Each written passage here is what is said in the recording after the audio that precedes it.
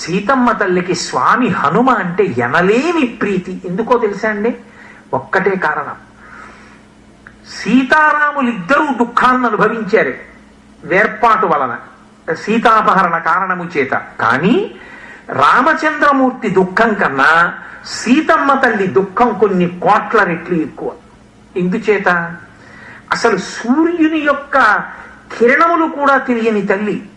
జనక మహారాజు గారి యొక్క కుమార్తె అయోనిజ, దశరథ మహారాజు గారి పెద్ద కోడలు, రామచంద్రమూర్తి ఇల్లాలు, లక్ష్మణస్వామి చేత రక్షింపబడేటటువంటి తల్లి.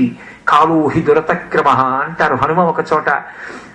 ఆ తల్లి అంతటి మహానుభావుల చేత ఎప్పుడూ రక్షింపబడేటటువంటి అమ్మ వికృతమైనటువంటి స్త్రీల మధ్యలో వాళ్ళు కళ్ళు తాగుతూ మాంసం తింటూ ఆవిడ్ని నువ్వు రావణుడి పాన్పు చేరు, పాన్పు చేరు, పాన్పు చేరు, ఇక్కడెవరూ లేరు, చూడరు, బెంగపెట్టుకోకు అని చెప్పకూడని మాటలు చెప్తుంటే దుష్టమైన బుద్ధితో రావణాసురుడు వచ్చి ప్రతిరోజు అనకూడని మాటలన్నీ అంటుంటే ఆ తల్లి ఎంత బాధపడిందో, ఎంత బెంగపెట్టుకుందో.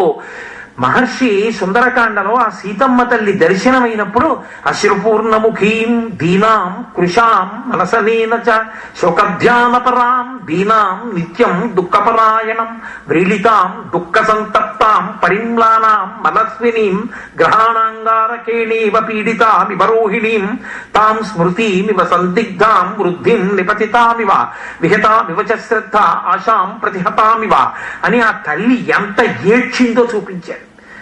ఏడిచి ఏడిచి ఏడిచి ఏడిచి ఆవిడ కళ్ళంబట కారినటువంటి నీళ్ల చేత ఆవిడ వక్షస్థలాన్ని ఆచ్ఛాదించిన కవిట కొంగంతా తడిసి ముద్దయిపోయింది.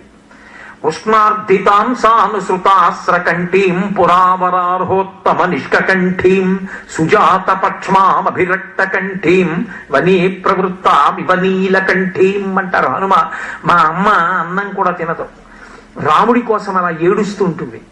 ఎలా